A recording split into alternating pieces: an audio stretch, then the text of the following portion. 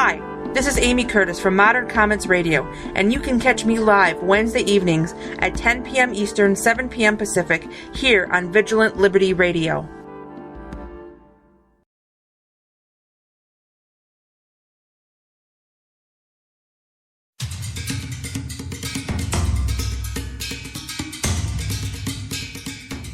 Here is your Vigilant Liberty Radio News from Independent Journal Review for Wednesday, February 4th. Natomas Pacific Pathways Charter High School is receiving national attention thanks to Robert Spencer and Jihad Watch. Students at the school decided to hold a hijab day to explain the Islamic custom of wearing a head covering. Organized by the California High Schools Muslim Student Association, the activity is part of a senior project. Senior and Council on American Islamic Relations intern Samantha Masters stated that complaints are the reason activities like this are needed. Quote, "The irrational reaction by some intolerant individuals is similar to the many manufactured controversies nationwide over the teaching of basic information about Islam, the faith of 1/5 of the world's population." Students emphasized that as American Muslims, they are not required to wear the hijab. The NTSB released a report on a fatal plane crash in Denver last May, in which the pilot and his passenger were both killed. 29-year-old Amrital Singh had been flying a 1970 Cessna 150 when it hit the ground, bounced, then landed upright. Post-accident examination of the airplane did not reveal any pre-impact anomalies that would have precluded normal operation. Based on the wreckage distribution, which was consistent with a high-speed impact, and the degraded visual reference conditions, it is likely that the pilot experienced spatial disorientation and lost control of the airplane. In-flight cell phone use was cited as a cause for the crash. Based on evidence of cell phone use during low-altitude maneuvering, including the flight immediately before the accident flight, it is likely that cell phone use during the accident flight distracted the pilot and contributed to the development of spatial disorientation and subsequent loss of control. San Francisco has seen its first casualty from the increased minimum wage the voters overwhelmingly approved in November, and even the store owners are still for the increased wage levels.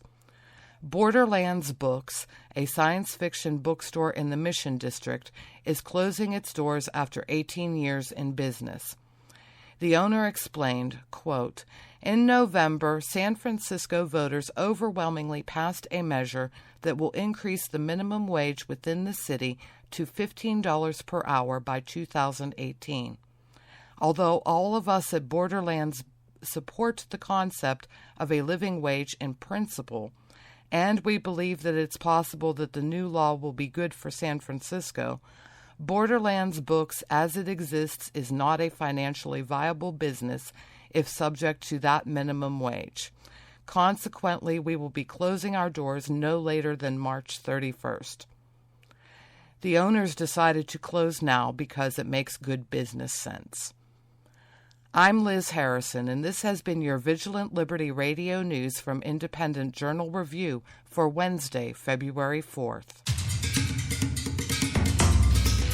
If you're not listening to the Roundtable of Extreme Liberty Tuesday nights on Vigilant Liberty Radio, you're missing things like this. In a couple months, you're going to have 2 fewer hours a day to deal with it. I'm going to have to crate my kids, I think, more often. What? What? No, I didn't say that out loud, I guess. Yeah, that should have gone inner monologue there. That's the Roundtable of Extreme Liberty with your hosts, Alan Gordius and Crystal Schoonveld, Tuesday nights at 10 p.m. Eastern on Vigilant Liberty Radio.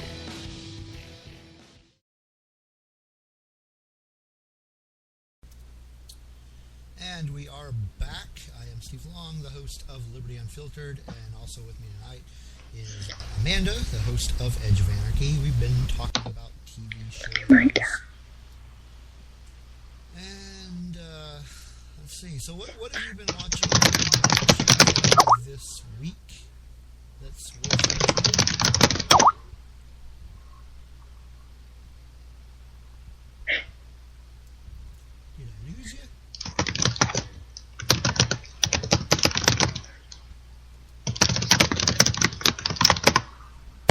Oh, that would be helpful. There you go.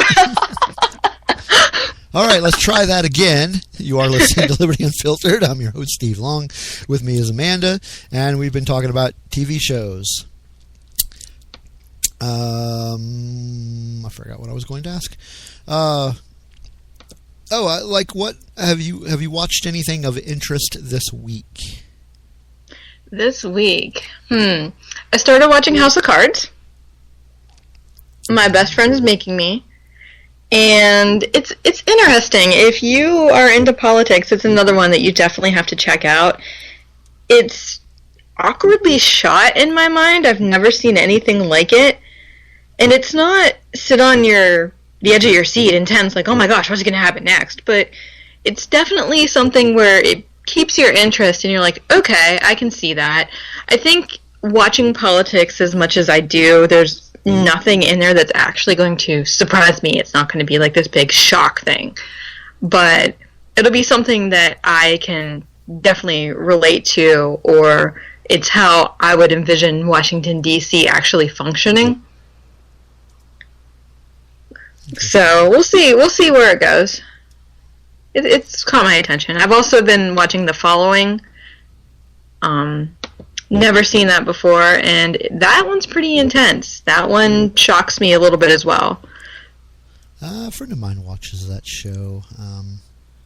He's told me a couple things about it, but it hasn't really piqued my interest. A serial killer that has a cult and kills people for him. It's pretty... isn't that the one with Kevin Bacon in it? Is that Kevin Bacon? Probably. I have a hard time with actors. A different show. Let's see. The Following. Let me do a search for it. You're kind of a regular viewer of the wrestling shows, though, as well, aren't you? I watch the 90 minutes of Raw on Hulu Plus every week, and I watch all the pay-per-views because I work in the wonderful wide world of professional wrestling. Very nice. And yes, that is Kevin Bacon. Okay. Thank you, Randy. Let's throw up a link here.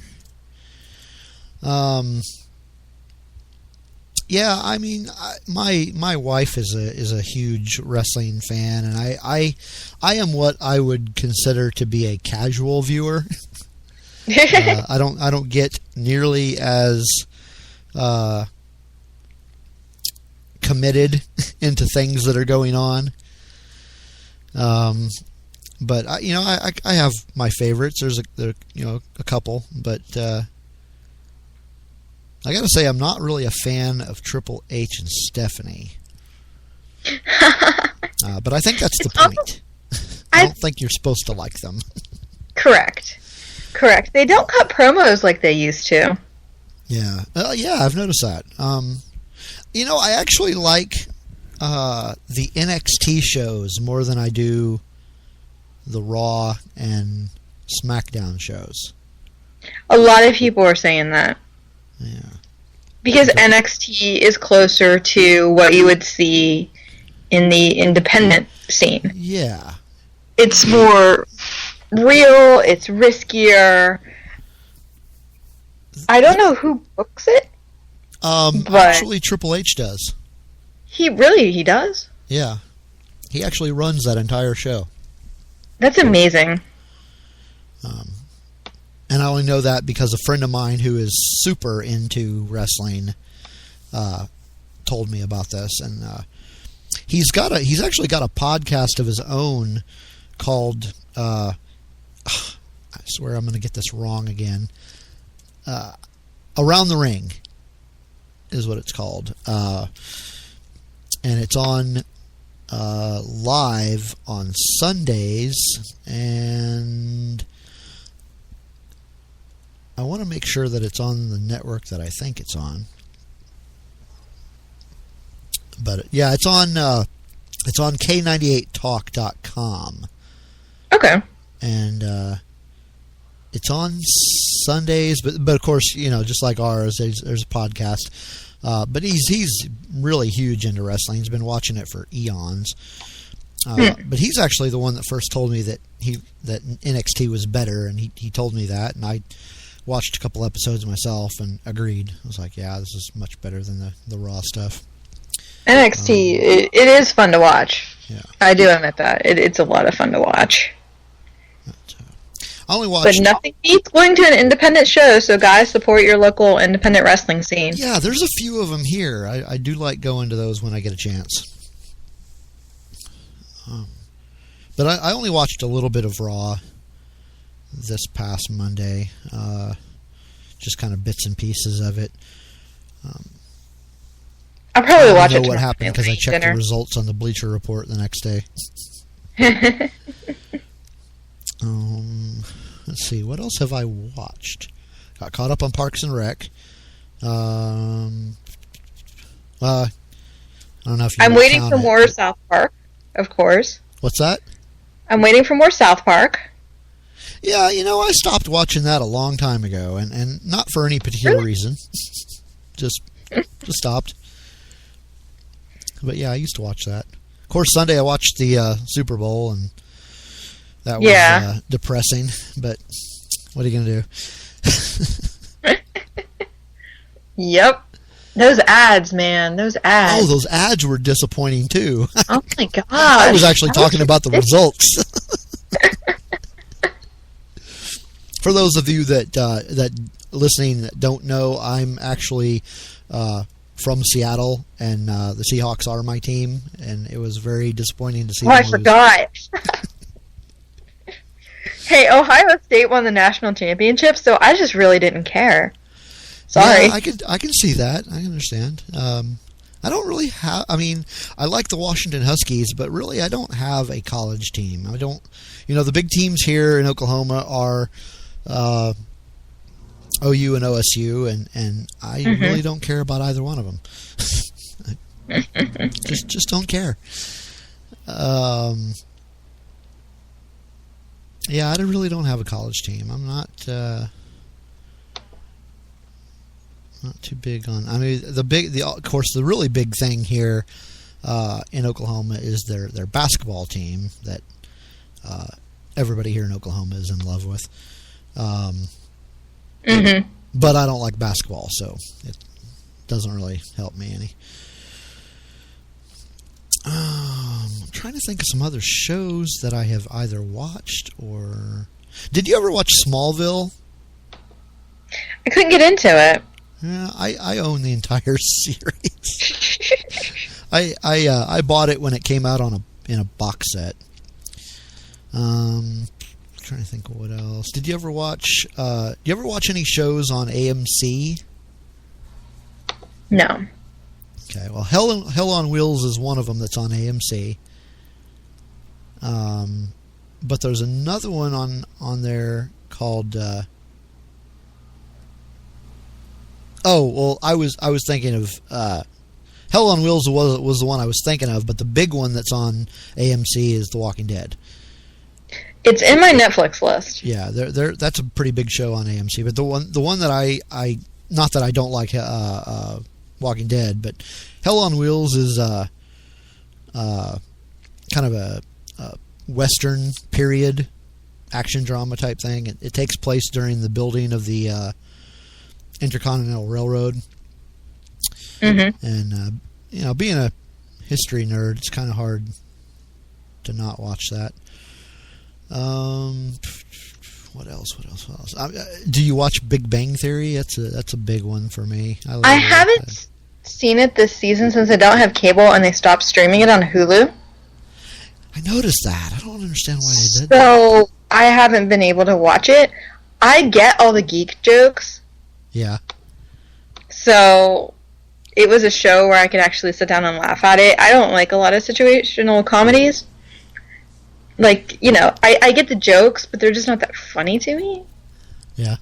Okay. Yeah, I can get it. The Big Bang Theory is funny, so it's so disappointing when